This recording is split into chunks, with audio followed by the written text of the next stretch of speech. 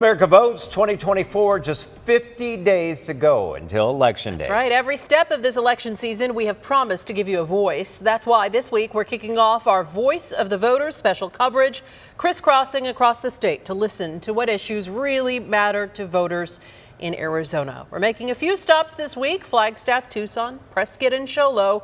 But tonight we begin in Nogales, a southern Arizona town at the center of the border debate. Yeah, our Nick Stiletti was down there and having a candid conversation with those real voters.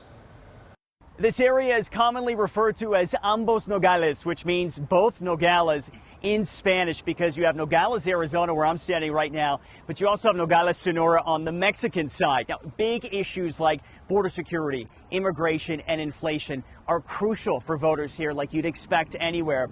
But the difference here is that it's all seen through the lens of that crucial relationship with Mexico. It's a symbiotic relationship where both sides really depend on each other equally. And the candidate who can nurture that relationship the most could be the one who wins big here in November. A constant commotion of forklifts, trucks, and movement, not only here in this 44,000 square foot warehouse, but also back and forth across the U.S.-Mexico border. It's all in a day's work for Guillermo Valencia. I tell people that don't know anything about what a customs broker is that we're travel agents for freight. It's an industry Guillermo knows well. He's been doing it for more than 40 years, starting off in his dad's basement with just $500. There's a certain amount of pride, a lot of hard work. His warehouse was full of activity when I stopped by, but there are a few things he worries could stop them in their tracks. How concerned are you about the possibility of tariffs? Very much.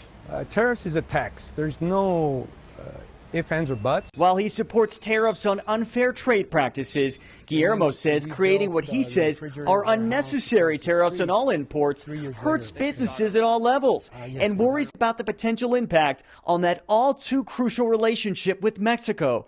How important is the relationship with Mexico to what you do? Extremely. If there wasn't a relationship with them, we wouldn't be in business. What happens in Mexico, if it's good, we have a positive impact here. Former Santa Cruz County Sheriff Tony Estrada immigrated from Nogales, Sonora when he was just a baby. While he says the economy and inflation matter here, there's something else that he says is even more important. Currently, what do you feel like are the big political issues people in this community are facing?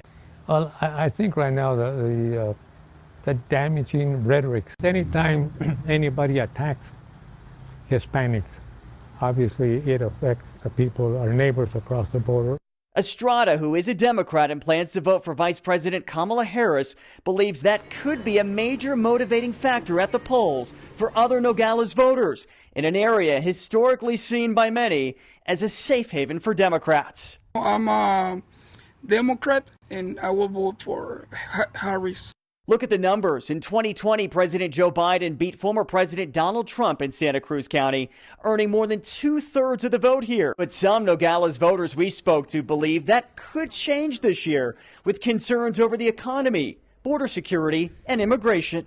Donald Trump, all the way. When Trump was in the White House, we feel safety. But despite how polarized this election may feel, we found a number of undecided voters here in Nogales, which shows this border community could still be up for grabs this November. Just like Andres Landa, who says each candidate offers some level of good for the country, but worries they're forgetting about voters in the middle, just like him.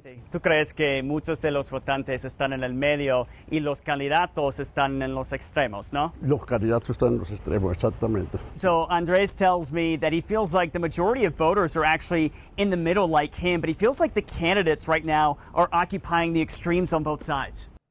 And those undecided voters like Andres could really be important this election. Think about it.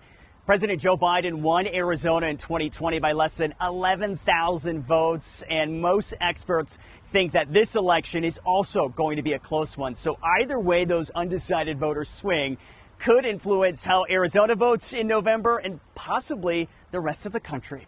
Reporting here in Nogales, Nick Stiletti, ABC 15, Arizona. Thank you, Nick. Our Voice of the Voter coverage lasts all week. You can find more coverage right now on our website. Just head to abc15.com/elections.